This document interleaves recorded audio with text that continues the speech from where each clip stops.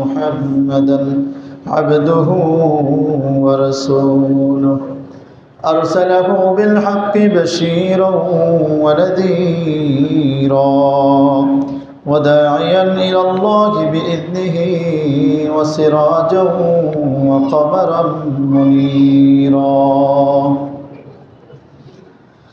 أما بعد فأعوذ بالله من الشيطان الرجيم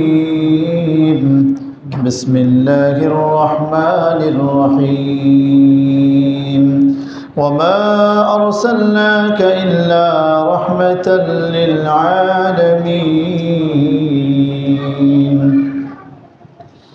وقال النبي صلى الله عليه وسلم لي 5 أسماء أنا محمد وأحمد وأنا الماحي الذي يمحو الله به الكفر وأنا الحاشر الذي يحشر الناس على قدمي وأنا العاقب أو كما قال عليه الصلاة والسلام وقال تعالى إن الله وملائكته يصلون على النبي يا أيها الذين آمنوا صلوا عليه وسلموا تسليما اللهم صل على محمد وعلى آل محمد كما صليت على إبراهيم وعلى آل إبراهيم إنك حميد مجيد اللهم بارك على محمد وعلى آل محمد كما باركت على إبراهيم وعلى آل إبراهيم إنك حميد مجيد সম্মানিত মুসল্লিন কিরাম, আল্লাহ পাক রব্বুল আলামিনের দরবারে আমরা শুকরিয়া জ্ঞাপন করি যে মহান রব্বুল আলামিন আমাদেরকে সৈয়দুল আইয়াম জুমার দিন সৈয়দুল মাকান আল্লাহর ঘর মসজিদে আসার বসার তৌফিক দান করেছেন এবং কিছু দিন আলোচনা করার এবং শোনার তৌফিক দান করেছেন। এজন্য আমরা সকলে জোরে সোরে বলি আলহামদুলিল্লাহ। গত সপ্তাহে আলোচনা করেছিলাম যে নবীজি সাল্লাল্লাহু আলাইহি ওয়াসাল্লামের জন্ম বৃত্তান্ত নিয়ে, এই জন্মকে নিয়ে জন্মকে কেন্দ্র করে বিভিন্ন বিষয় দুনিয়ার মধ্যে প্রচলিত আছে, এই সকল বিষয় নিয়ে এবং এই জন্মদিন উপলক্ষে আমাদের কি করণীয় কি বর্জনীয় এই বিষয় নিয়ে বিস্তারিত আলোচনা করেছি। তো আজকে ইনশাআল্লাহ নবীজি সাল্লাল্লাহু আলাইহি ওয়াসাল্লামের যেই জিন্দেগির 3টা অধ্যায়, তার প্রথম অধ্যায় ছিল কি ভাই মনে আছে তো? মিলাদুন নবী। নবীজি সাল্লাল্লাহু আলাইহি ওয়াসাল্লামের জন্ম থেকে মিন মিলাদিন নবী সাল্লাল্লাহু আলাইহি ওয়াসাল্লাম ইলা নবুয়তি নবী সাল্লাল্লাহু আলাইহি ওয়াসাল্লাম, অর্থাৎ জন্ম থেকে নিয়ে নবুয়তের আগ পর্যন্ত নবীজি সাল্লাল্লাহু আলাইহি ওয়াসাল্লামের জীবনে কি কি ঘটেছিল সেই সকল বিষয় নিয়ে আলোচনা করা হবে। ধারাবাহিক আলোচনা চলবে, যেহেতু জুমার দিনের সময় কম, এজন্য সব একদিনে আলোচনা হবে না। এরপরে নবুয়তের আগ পর্যন্ত যখন আমাদের আলোচনা হবে, তারপরে নবুয়তের পর থেকে নিয়ে মক্কি জীবন এবং মাদানী জীবন এবং সর্বশেষ ওফাতুন নবী নবীজি সাল্লাল্লাহু আলাইহি ওয়াসাল্লামের ইন্তেকাল সম্পর্কে আলোচনা করে ইনশাআল্লাহ এই সিরাতের আলোচনার ইতি টানবো ইনশাআল্লাহ। আল্লাহ তাআলা আমাদেরকে তৌফিক দান করেন, আমিন। যে নবীজি সাল্লাল্লাহু আলাইহি ওয়াসাল্লাম তিনি সকল নবীদের সরদার, সৈয়দুল মুরসালিন, খাতামুন নবীন, যিনি সর্বশেষ নবী, যার পরে আর কোনো নবী আসবেন না এবং মর্যাদার দিক দিয়ে সকল মানুষের চাইতে সর্বোচ্চ পর্যায়ে রয়েছেন। সকল নবীদের সরদার, সকল মানুষের চাইতে সর্বশ্রেষ্ঠ মহামানব যিনি, তিনি হলেন আমাদের নবী সাল্লাল্লাহু আলাইহি ওয়াসাল্লাম। তিনি হলেন হযরত আমাদের জাতির পিতা ইব্রাহিম আলাইহিস সালাতু ওয়াস সালামের দোয়ার ফসল, দোয়ার প্রতিফলন এবং হযরত ঈসা ইবনে মারইয়াম আলাইহিস সালাতু ওয়াস সালামের সুসংবাদের প্রতিফলন।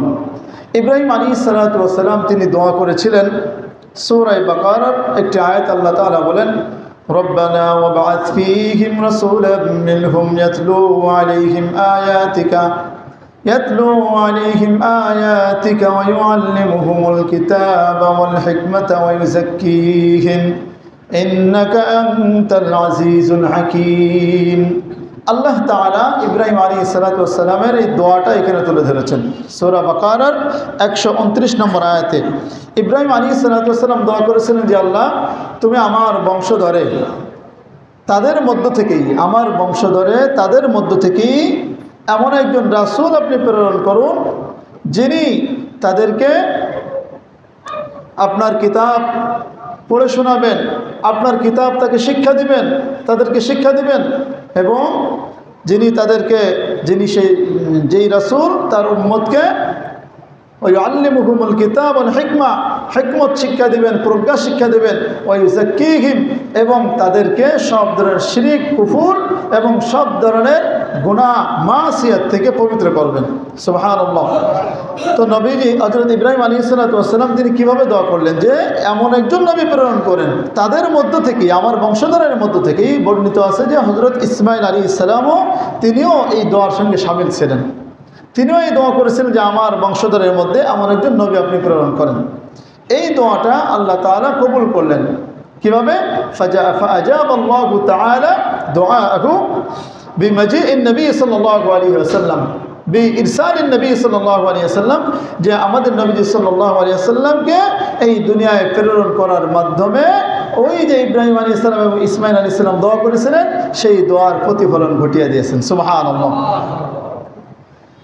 বর্ণিত আছে যে হযরত ইব্রাহিম আলাইহিস সালামের ছেলে ইসহাক আলাইহিস সালাম, আরেকজন হলো ইসমাঈল আলাইহিস সালাম। ইসমাঈল আলাইহিস সালাম থেকে নিয়ে আমাদের নবী সাল্লাল্লাহু আলাইহি ওয়াসাল্লাম পর্যন্ত তার এই বংশধরের মাঝে আমাদের নবী সাল্লাল্লাহু আলাইহি ওয়াসাল্লাম এসেছেন ইসমাঈল আলাইহিস সালামের বংশধর থেকে, আর বাকি যে নবীগণ এসেছেন হযরত ইসহাক আলাইহিস সালামের থেকে, তারপরে তার ছেলে ইয়াকুব আলাইহিস সালাম, তার ছেলে ঈসা আলাইহিস সালাম, এইভাবে ধারাবাহিকভাবে ঈসা ইবনে মারইয়াম আলাইহিস সালাম পর্যন্ত নবীগণ এসেছেন। কিন্তু ইসমাঈল আলাইহিস সালামের বংশধর থেকে আমাদের নবীজি সাল্লাল্লাহু আলাইহি ওয়াসাল্লাম এসেছেন, তিনি ব্যতীত এর মাঝে আর কোনো নবী আসেন নাই। সুবহানাল্লাহ। এটা আমাদের নবীজি সাল্লাল্লাহু আলাইহি ওয়াসাল্লামের একটা বৈশিষ্ট্য। এবং তারিখের মধ্যে পাওয়া যায় যে নবীজি সাল্লাল্লাহু আলাইহি ওয়াসাল্লামকে আল্লাহ তাআলা যে দুনিয়াতে প্রেরণ করেছেন তার ইসমাঈল আলাইহিস সালাম পর্যন্ত এই বংশধরের মাঝে কোনো নবী না আসলেও এই বংশধরের মধ্যে কোনো একজন ব্যক্তিও জিনা ব্যভিচারে লিপ্ত হয়নি। আল্লাহু আকবার বলেন। একজন ব্যক্তিও কোনো খারাপ কাজে লিপ্ত হয়নি। এত সুন্দরভাবে আল্লাহ তাআলা তার পুরো বংশধরকে পবিত্র রেখেছেন। এবং সর্বশেষ যেই বংশে নবীজি সাল্লাল্লাহু আলাইহি ওয়াসাল্লাম প্রকাশ পেয়েছেন সেই বংশের নাম কি? কুরাইশ বংশ। দুনিয়ার মধ্যে সবচেয়ে দামি এবং উচ্চ বংশ হলো এই কুরাইশ বংশ। আল্লাহ তাআলা তাকে এই কুরাইশ বংশেই দান করেছেন। এবং এই বংশের মধ্যে এই পুরা বংশের মধ্যে হযরত আব্দুল মুত্তালিব সহ তারা কেউই মূর্তি পূজারী ছিলেন না। তার এই পুরো বংশের মধ্যে কেউ মূর্তি পূজারী ছিলেন না। তারা এক আল্লাহকে বিশ্বাসী ছিলেন, কিন্তু তার আশেপাশে যারা ছিল সবাই মূর্তি পূজারী ছিল, তারা কিন্তু মূর্তি পূজারী ছিলেন না। আল্লাহ তাআলা এইভাবে আমাদের নবী সাল্লাল্লাহু আলাইহি ওয়াসাল্লামকে দুনিয়াতে পাঠালেন এমনভাবে পবিত্র করে যে তার পুরো বংশধর থেকে শুরু করে নিয়ে তার মধ্যেও কোনো কলঙ্কের ছাপ নাই। সুবহানাল্লাহ পড়ি। এবং আমাদের নবীজি সাল্লাল্লাহু আলাইহি ওয়াসাল্লাম তিনি হলেন হযরত ঈসা ইবনে মারইয়াম আলাইহিস সালামের সুসংবাদের প্রতিফলন। তিনি সুসংবাদ দিয়েছিলেন তার উম্মতকে। সূরা সফ এর মধ্যে বর্ণিত হয়েছে আল্লাহ তাআলা তার এই কথাটা তুলে ধরেছেন, وَإِذْ قَالَ عِيسَى ابْنُ مَرْيَمَ يَا بَنِي إِسْرَائِيلَ إِنِّي رَسُولُ اللَّهِ إِلَيْكُمْ مُصَدِّقًا لِمَا بَيْنَ يَدَيَّ مِنَ التَّوْرَاةِ وَمُبَشِّرًا بِرَسُولٍ يَأْتِي مِن بَعْدِي اسْمُهُ أَحْمَدُ। হযরত ঈসা ইবনে মারইয়াম তিনি তার কওমকে বলতেছেন যে বনি ইসরাইল তোমরা শোনো, আমি আল্লাহর পক্ষ থেকে সত্য নবী এবং আমার পূর্বে যে তাওরাত এসেছিল মুসা আলাইহিস সালামের উপর নাজিলকৃত সেই তাওরাতের সত্যায়নকারী। আমার পূর্বে যত আসমানি কিতাব এসেছে সেগুলোকে আমি সত্যায়ন করি এবং তোমাদেরকে আমি সুসংবাদদাতা হিসেবে এসেছি যে আমার পরবর্তীতে এমন একজন নবী আসবে ইসমুহু আহমদ, যার নাম হবে আহমদ। সুবহানাল্লাহ। আমার নবী সাল্লাল্লাহু আলাইহি সাল্লামের নাম মুহাম্মদ, আরেকটি নাম আহমদ, আরো বহু নাম রয়েছে, সামনে বলবো। তো আমাদের নবী সাল্লাল্লাহু আলাইহি ওয়াসাল্লাম তিনি হলেন ইব্রাহিম আলাইহিস সালাম এবং ইসমাঈল আলাইহিস সালামের দোয়ার ফসল এবং হযরত ঈসা ইবনে মারইয়াম আলাইহিস সালামের সুসংবাদের প্রতিফলন। এইভাবে আল্লাহ তাআলা দুনিয়াতে আমাদের নবী সাল্লাল্লাহু আলাইহি সাল্লামকে পাঠিয়েছেন। নবী সাল্লাল্লাহু আলাইহি সাল্লাম এজন্য বলেছিলেন যে আমাকে আল্লাহ তাআলা, স্বয়ং আল্লাহ তাআলা আমাকে শিষ্টাচার শিখিয়েছেন, আমাকে শিষ্টাচার শিখিয়ে দিয়েছেন, যার কারণে দেখা যায় যে নবী সাল্লাল্লাহু আলাইহি সাল্লামের জন্মের পর থেকে নিয়ে নবুয়তের আগ পর্যন্ত সময়ও নবুয়তের মর্যাদার পরিপন্থী কোনো কাজ, কোনো কথা কোনোদিনও প্রকাশ পায়নি। আল্লাহু আকবার বলি। যিনি নবুয়ত পাওয়ার আগ পর্যন্ত তার জীবনে কোনোদিনও মিথ্যা কথা তিনি বলেননি, কোনো কলঙ্ক তার নামে নাই, কোনো ধোঁকাবাজি তার নামে নাই। এমনকি কাফেররা পর্যন্ত তাকে আল আমিন বলে তাকে উপাধি দিয়েছিল যে তুমি হলো আমাদের মধ্যে সবচাইতে বড় সত্যবাদী, তোমার উপর আর বিশ্বস্ত আর আস্থাবান লোক এই জামানায় আর নাই। এটার আলোচনা ধারাবাহিকভাবে সামনে আসবে। তো আমাদের নবী সাল্লাল্লাহু আলাইহি সাল্লামকে আল্লাহ তাআলা এতিম হিসেবে দুনিয়াতে পাঠিয়েছেন, যার জন্মের আগে তার পিতাকে হারিয়েছেন। জন্মের 4 বছর অথবা 6 বছর বয়সে সম্মানিত মাতা আমিনাকে হারিয়েছেন। তারপরে রয়েছেন দাদা আব্দুল মুত্তালিবের অধীনে, তিনিও ইন্তেকাল করেছেন বয়স যখন 8 বছর হলো। এরপরে রয়েছেন চাচা আবু তালেবের অধীনে, তিনিও যদিও তিনি দীর্ঘদিন বেঁচে ছিলেন কিন্তু তার কবলে ইসলাম গ্রহণ হয়নি। তো এইভাবে তিনি তার চাচা আবু তালেবের সঙ্গে দীর্ঘদিন অর্থাৎ আবু তালেব ইন্তেকালের আগ পর্যন্ত তার অধীনেই ছিলেন। তিনি ইসলাম গ্রহণ করেছেন, তিনি ইসলাম গ্রহণ করেন নাই, তারপরও নবীজি সাল্লাল্লাহু আলাইহি সাল্লামকে তার ইসলাম প্রচারের ক্ষেত্রে সর্বদাই তাকে সাপোর্ট দিয়ে গেছেন। ভাইরা আমার, তো নবীজি সাল্লাল্লাহু আলাইহি সাল্লামের জন্মের আগ থেকেই এমন কিছু অলৌকিক ঘটনা আল্লাহ তাআলা ঘটিয়েছেন যেগুলো নবীজি সাল্লাল্লাহু আলাইহি সাল্লামের শুভাগমনের প্রমাণ বহন করে।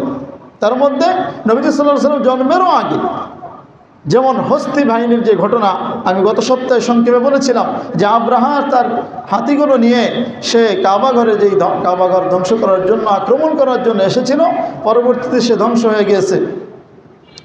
তো সেই হস্তি বাহিনীর বছর আমাদের নবী সাল্লাল্লাহু আলাইহি সাল্লাম জন্মগ্রহণ করেন ওই ঘটনার 50 দিন পরে। এই কবে জন্মগ্রহণ করেন এই বিষয় নিয়ে বিস্তারিত আলোচনা করেছি। তো এই বিষয় নিয়ে আর নতুন করে আলোচনা নয়, তবে এতটুকু আমরা মনে রাখি যে বিষয়ে কোনো ইখতিলাফ নাই যে নবী সাল্লাল্লাহু আলাইহি সাল্লাম হস্তি ঘটনার 50 দিন পরে জন্মগ্রহণ করেছেন এবং রবিউল আউয়াল মাসের কোনো এক সোমবারে তিনি জন্মগ্রহণ করেছেন। এই বিষয়ে কারো কোনো দ্বিমত নাই, এজন্য এটাই আমরা মনে রাখবো ইনশাআল্লাহ। তো এই হস্তি বাহিনীর যে ঘটনা, এটাও আমাদের নবী সাল্লাল্লাহু আলাইহি সাল্লামের আগমনের একটা বার্তা দিয়ে দিয়েছে যে সামনে এমন একজন নবী তোমাদের মধ্যে আসবে যার মাধ্যমে সব ধরনের জালেম, সব ধরনের কাফের, মুশরিক সব ধ্বংস হয়ে যাবে, আর যার কবরে হেদায়েত আছে এরা হেদায়েত গ্রহণ করবে। এটা একটা বার্তা দিয়ে দিয়েছেন আল্লাহ তাআলা। তো জন্মের আগে কিছু অলৌকিক ঘটনা ঘটেছে, এগুলোকে তারিখের ভাষায় বলা হয় ইরহাসাত বলা হয়। আর জন্মের পর থেকে নিয়ে, নবুয়তের পর থেকে নিয়ে যে সকল অলৌকিক ঘটনা ঘটেছে সেগুলোকে বলা হয় মুআজিজা। তো ভাইরা আমার, নবীজি সাল্লাল্লাহু আলাইহি ওয়াসাল্লাম মায়ের পেটে থাকা অবস্থায়ও অলৌকিক ঘটনা, বহু অলৌকিক ঘটনা ঘটেছে। স্বয়ং তার সম্মানিত মাতা আমিনা বিনতে ওহাব তিনি বর্ণনা করেন যে আমার গর্ভে যখন শিশু মুহাম্মদ সাল্লাল্লাহু আলাইহি ওয়াসাল্লাম আসে তখন থেকেই আমার দেহ থেকে সুঘ্রাণ বের হতে থাকে। সুবহানাল্লাহ। যখন থেকে গর্ভে এসেছে তখন থেকেই তার দেহ থেকে সুঘ্রাণ বের হতে থাকে। শুধু তাই নয়, তিনি আরো বলেন যে শিশু মুহাম্মদ সাল্লাল্লাহু আলাইহি ওয়াসাল্লাম যখন আমার গর্ভে আসে তখন আমাকে স্বপ্নে দেখানো হলো যে তোমার গর্ভে এমন একজন সন্তান আসতেছে যে হবে এই পৃথিবীর সকল উম্মতের, সকল মানুষের সরদার। সুবহানাল্লাহ। এবং তাকে স্বপ্নযোগে জানিয়ে দেওয়া হয় যে যখন তোমার এই সন্তান জন্ম লাভ করবে তখন তুমি তাকে তুমি তার নাম রাখবা মুহাম্মদ। সুবহানাল্লাহ বলি, তার নাম রাখবা মুহাম্মদ। আরেকটি বর্ণনায় পাওয়া যায় যে এখান থেকে তো পাওয়া গেল হযরত আমেনা তিনি তার নাম রাখেন স্বপ্নযোগে পেয়ে মুহাম্মদ। আরেকটি বর্ণনা পাওয়া যায়, সেটা হলো দাদা আব্দুল মুত্তালিব, তাকে আল্লাহ তাআলা ইলহাম করে দিয়েছেন যে তার নাম রাখো মুহাম্মদ, তিনি এই নাম রেখেছেন মুহাম্মদ। সুবহানাল্লাহ বিহামদি।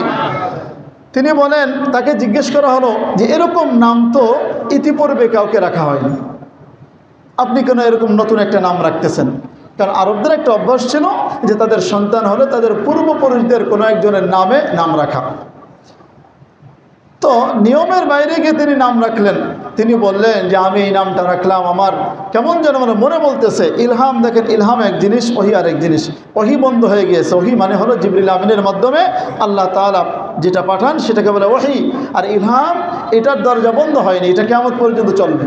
ইলহাম মানে হলো আল্লাহ তাআলার পক্ষ থেকে মানুষের অন্তরে ইলকা করে দেওয়া হয়, মানুষের অন্তরে একটা কথা উদয় করে দেওয়া হয়, সেটাকে বলা ইলহাম।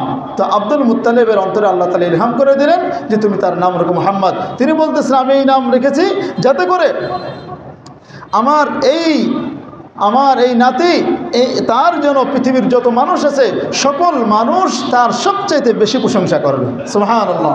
এবং তিনি এমন ব্যক্তি যে আল্লাহর পরে সবচেয়ে বেশি যার প্রশংসা করা হবে সেই হবে সেই ব্যক্তি। সুবহানাল্লাহ।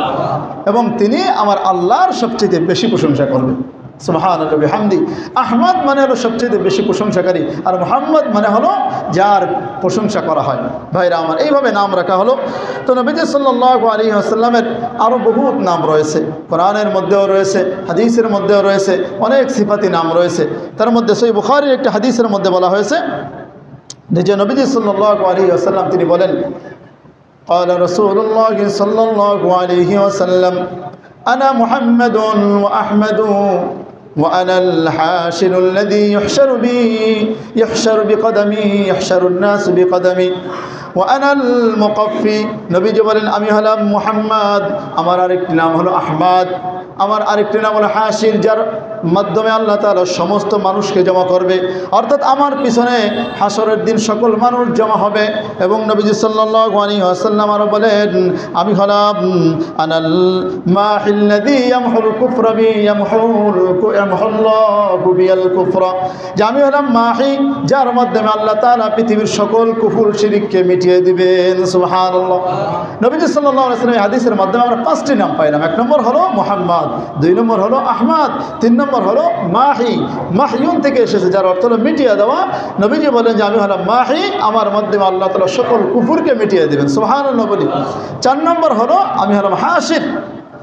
হাসির মানে হলো আমার পিছনে সকল মানুষকে হাসরের দিন জমা করা হবে। সুবহানাল্লাহ। আর পাঁচ নম্বর হলো আনাল আকিব। আনাল আকিব, আমি হলাম সর্বশেষ, নবুয়তের দিক দিয়ে সর্বশেষ আগমনকারী নবী, আমার পরে আর কোনো নবী আসবে না। এই পাঁচটি নাম পাইলাম, মুহাম্মদ, আহমদ, মাহি, হাসির, এবং আরেকটা হলো আপনার কি বলে আনাল আকিব। আরেক হাদিসের মধ্যে পাওয়া যায়, সেটার মধ্যে আরও দুইটি পাওয়া যায়, সেটা হলো যে আনা মুহাম্মদ ওয়া আহমদ ওয়া আনাল মুকাফফি, আমি হলাম মুকাফফি। মুকাফফি যে অর্থ আকিবের সেই একই অর্থ, অর্থাৎ আমি হলাম সর্বশেষ নবী, আমার পরে আর কোনো নবী আসবে না। আরও কোরআনের বিভিন্ন আয়াতের মাধ্যমে পাওয়া যায় আমার নবী বাশির, আমার নবী নযীর। এইভাবে অনেক সিফাতি নাম রয়েছে। ভাইরা আমার, এই জন্য আপনাদেরকে আহ্বান করব, সন্তানাদির নাম যখন রাখবো নবীজি সাল্লাল্লাহু আলাইহি ওয়াসাল্লামের এরকম নামের সঙ্গে নাম মিলিয়ে রাখার চেষ্টা করব, তাহলে ইনশাআল্লাহ বরকত পাওয়া যাবে। নবীজি সাল্লাল্লাহু আলাইহি ওয়াসাল্লাম আরো বলেন আমি হলাম নবিয়্যুর রাহমা, আমি হলাম রহমতের নবী।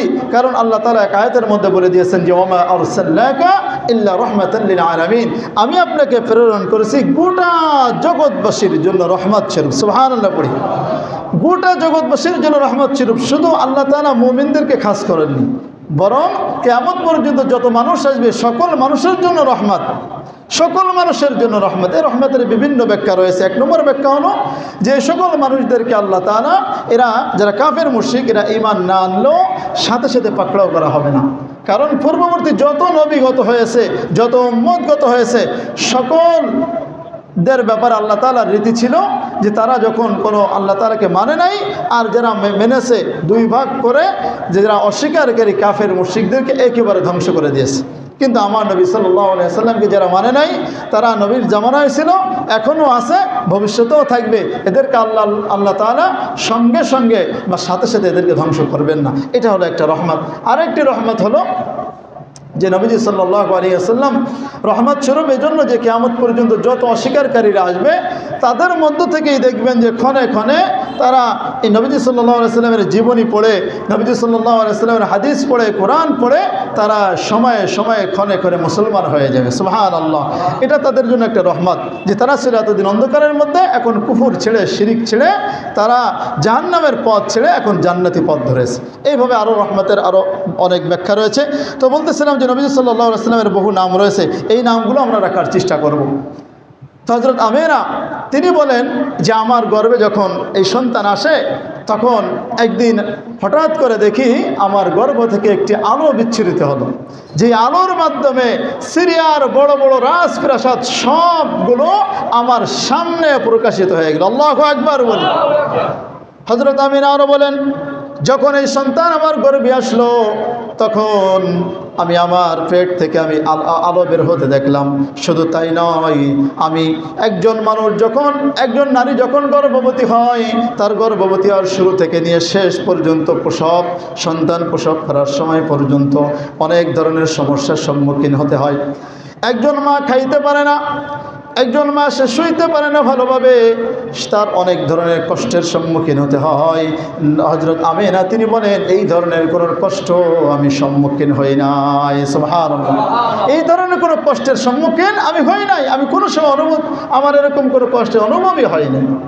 শুধু তাই নয়, প্রসব বেদনা যে কঠিন ব্যথা একজন নারীর সহ্য করতে হয়, বর্ণিত আছে যে একজন মানুষের হাড্ডি ভাঙলে যেমন কষ্ট হয় এরকমভাবে 10টি হাড্ডি ভাঙলে যেমন কষ্ট হয়, একজন মা তার সন্তানকে প্রসব করার সময় এর চাইতে বেশি কষ্ট হয়।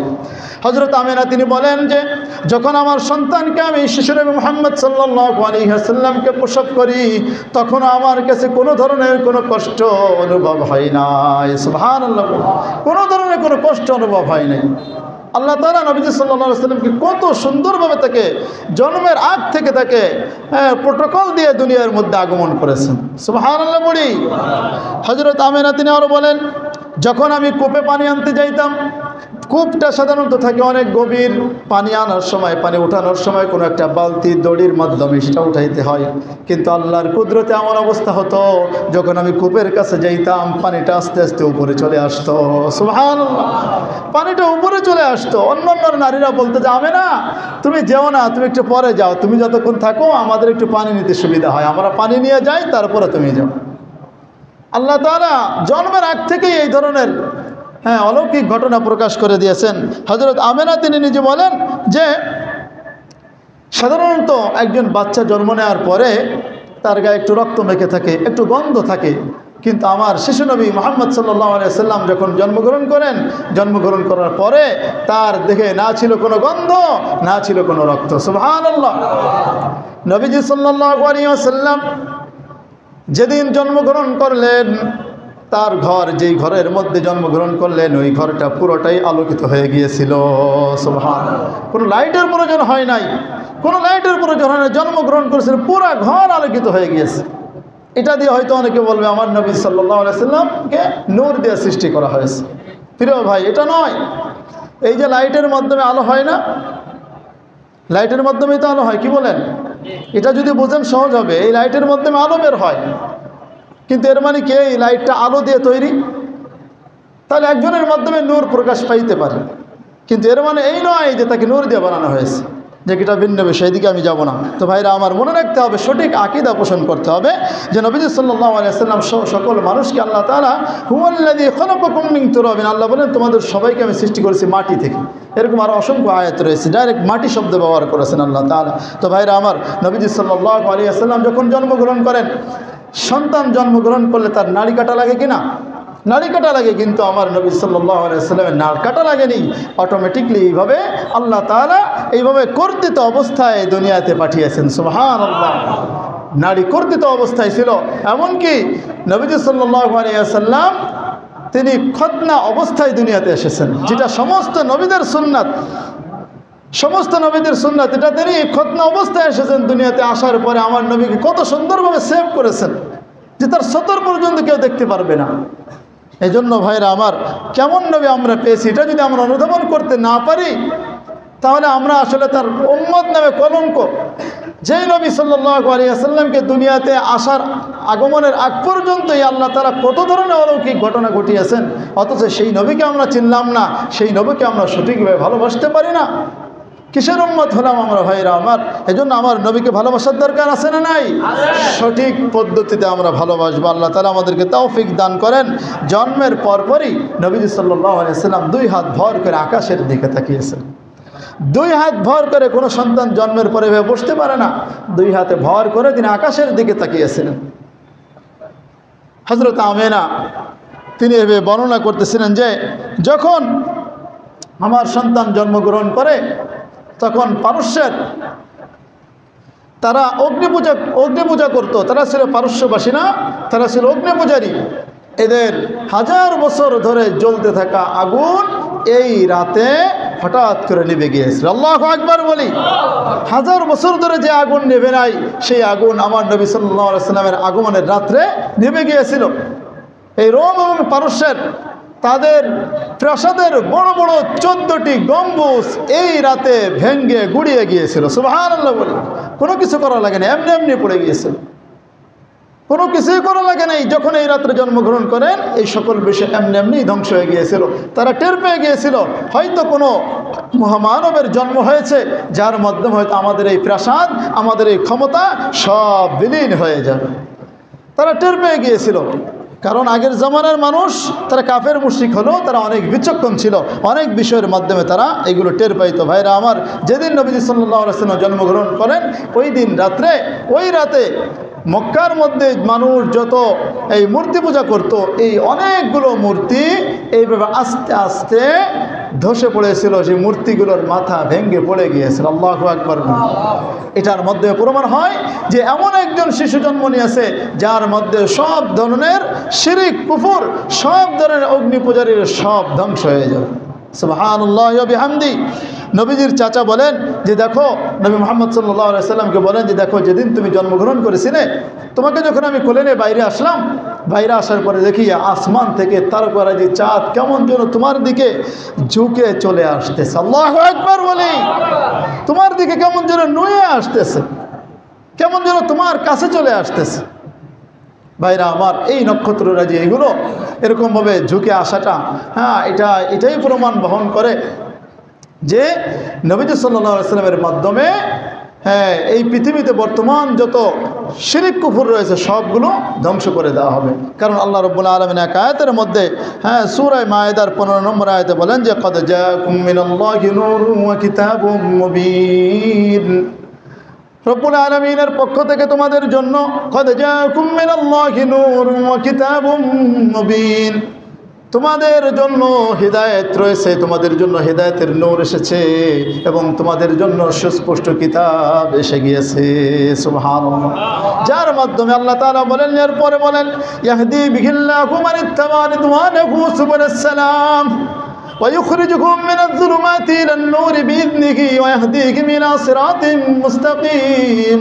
আল্লাহ তাআলা বলেন, যেই নূরের মাধ্যমে, যেই হিদায়াতের মাধ্যমে, যেই কোরআনের মাধ্যমে, যেই সুস্পষ্ট কিতাবের কথা যে তোমাদেরকে বলা হলো, এই কিতাবের মাধ্যমে ওই সকল ব্যক্তিদেরকে আল্লাহ তাআলা হিদায়াত দান করবেন যারা তার রবের সন্তুষ্টি কামনা করে এবং তাদেরকে আল্লাহ রাব্বুল আলামিন যে শিরিক কুফুরের এই অন্ধকারের অমানিসা থেকে বের করে হিদায়াতের আলোর দিকে নিয়ে আসবেন। সুবহানাল্লাহ। সুবুলাস সালাম, শান্তির পথ সমূহে তাদেরকে আল্লাহ তাআলা পরিচালিত করবেন। ওয়াহদি বিহি ইলা সিরাতিম মুস্তাকিম। আল্লাহ রাব্বুল আলামিন এই সকল ব্যক্তিদেরকে সিরাতে মুস্তাকিমের পথে পরিচালিত করবেন। সুবহানাল্লাহ। এজন্য রবের সন্তুষ্টি আমরা চাই তো ইনশাআল্লাহ। রবের সন্তুষ্টি যদি আমরা চাই তাহলেই আমরা কোরআনের মাধ্যমে হিদায়াত পাইব। আর যদি আমরা রবের সন্তুষ্টি না চাই তাহলে কোরআনের মাধ্যমে পথভ্রষ্ট হইতে হবে। সূরা বাকারার একটি আয়াত আল্লাহ তাআলা বলেন, ইউদিল্লু বিহি কাসীরা ওয়া ইয়াহদি বিহি কাসীরা। আজকে ইশার পরে যখন তাফসীর হবে এই আয়াতের বিস্তারিত ব্যাখ্যা করা হবে।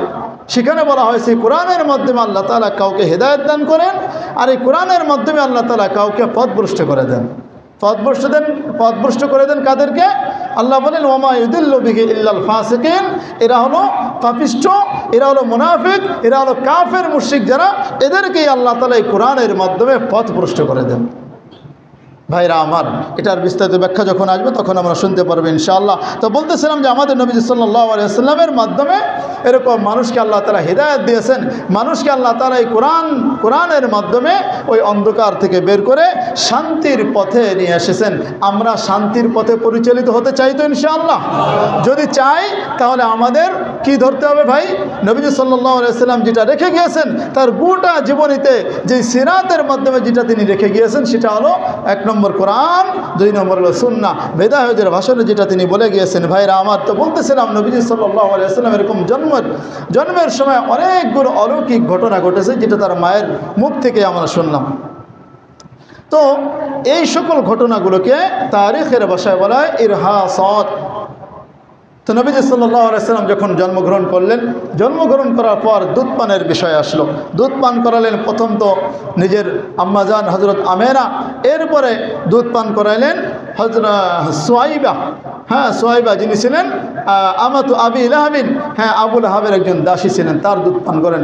এরপরে হযরত নবী করিম সাল্লাল্লাহু আলাইহি ওয়াসাল্লামকে দুধ পান করান সবচেয়ে সেই ভাগ্যবতী সেই নারী হযরত হালিমা সাদিয়া রাদিয়াল্লাহু আনহা। তিনি তাকে কীভাবে পাইলেন? তিনি তাকে পেলেন, তার বিস্তারিত ঘটনা হলো এভাবে যে হযরত হালিমা সাদিয়া রাদিয়াল্লাহু আনহা তিনি বর্ণনা করেন যে তখনকার সময় আমাদের এই জায়গায় দুর্ভিক্ষ চলতেছিল তায়েফে। তখন বনু সাদ গোত্র থেকে আমি রওনা করলাম। ওই সময় তৎকালীন সময় আরবের একটা রীতি ছিল যে সন্তান জন্ম হওয়ার পরে তাকে দুধ পান করানোর জন্য ওই দুগ্ধ দানকারিণী নারীদের কাছে দিয়ে দেওয়া হতো।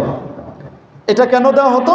কারণ শহরের আবহাওয়া সাধারণত গ্রামের আবহাওয়া থেকে খারাপ ছিল, গ্রামের আবহাওয়াটা ভালো ছিল এবং শহরের ভাষার চাইতে গ্রামের ভাষাটা শুদ্ধ ছিল, যার কারণে এই সন্তানকে গ্রামে পাঠিয়ে দেওয়া হতো, ওই দাইমার কাছে পাঠিয়ে দেওয়া হতো, যাতে করে তার স্বাস্থ্যশৈলীও ভালো থাকে এবং সুন্দর ভাষা যেন শিখতে পারে। 2 বছর পর্যন্ত এরকমভাবে দুধ পান করানো হতো এবং এর বিনিময়ে তাদেরকে কিছু উপঢৌকন দেওয়া হতো।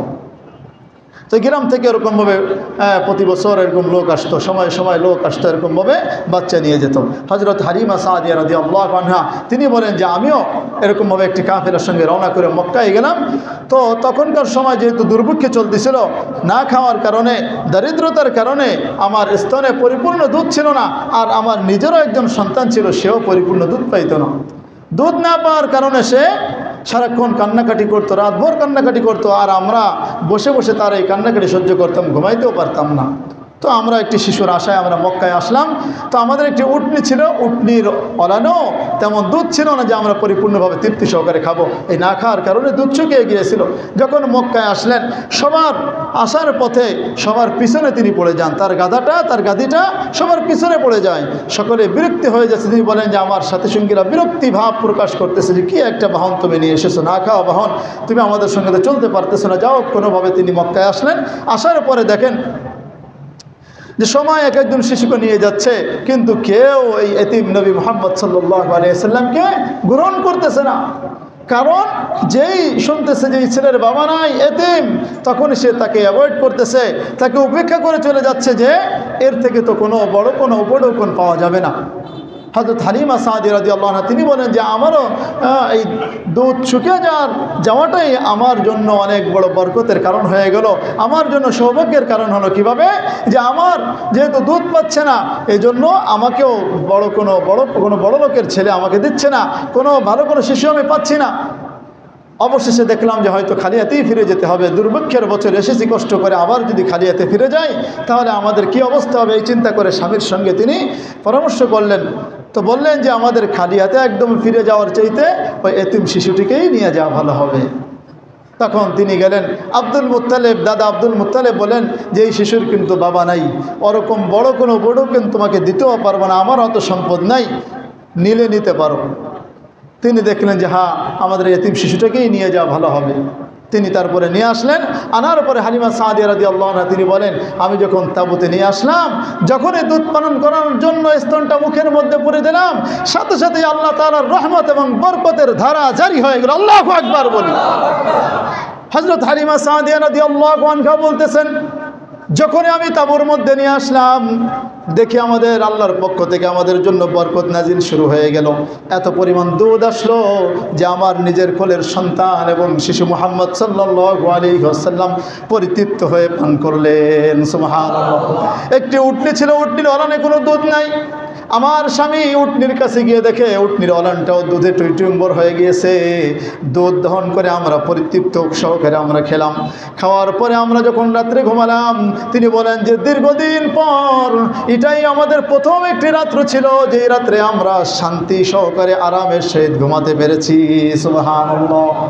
আরামের সহিত আমরা ঘুমাতে পেরেছি। ভাইরা আমার, এইভাবে তিনি যখন নিয়ে চলে গেলেন, যখন পথে মধ্যে এখন ওই যে সাথী সঙ্গী যারা, তারা দেখে আশ্চর্য হয়ে গেল যে যখন আমার নবীকে নিয়ে যখন ওই গাদিটার উপর উঠলো, গাদিটা এত জোরে ছোটা শুরু করলো, উটনিটা শক্তিশালী হয়ে গেল। সঙ্গীরা বলতেছে যে কিরে হালিমা, এটা কি তোমার সেই গাদি যেটাতে চড়ে তুমি মক্কা এসেছিলে? এইভাবে তিনি যখন তায়েবে যখন পৌঁছে গেলেন, এরপরে নবীজি সাল্লাল্লাহু আলাইহি ওয়াসাল্লাম সেখানে 2 বছর ছিলেন। 2 বছর থাকার পরে নবীজি সাল্লাল্লাহু আলাইহি ওয়াসাল্লামের বয়স যখন 2 বছর হয়, দেখেন স্বাভাবিকভাবে নবীজি সাল্লাল্লাহু আলাইহি ওয়াসাল্লামের গ্রোথ অনেক ভালো ছিল, অনেক উন্নত ছিল। 2 বছর হলেও দেখা যাচ্ছে কেমন যেন 3 থেকে 4 বছর বয়সী বাচ্চা। সুবহানাল্লাহ পড়ি।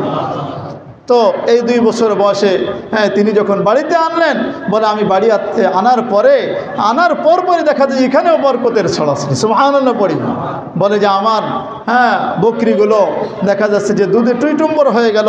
আমার বকরিগুলো চড়ানো হয়, অন্য ব্যক্তিরাও তাদের বকরিগুলো চড়ায়, আমার বকরিগুলো পেট ভরে বাড়িতে ফেরে, আর তাদের বকরিগুলো দুর্ভিক্ষের বছর তো ঘাসও পাওয়া যায় না, তখন ঘাসগুলোও মরে গেছে, কিন্তু তাদের বকরিগুলো না খাওয়া অবস্থায় বাড়িতে ফেরে। তারা বলে দেয় যে হালিমার বকরিগুলো যেখানে চড়ায় তোমরাও তোমাদের বকরিগুলো রাখালদেরকে বলে দেয় সেখানে তোমরা চড়াবা। কিন্তু আসলে তো তারা তো জানে না যে এটা কোনো চারণ বিভাগ, কোনো মাঠের কোনো বৈশিষ্ট্য নয়।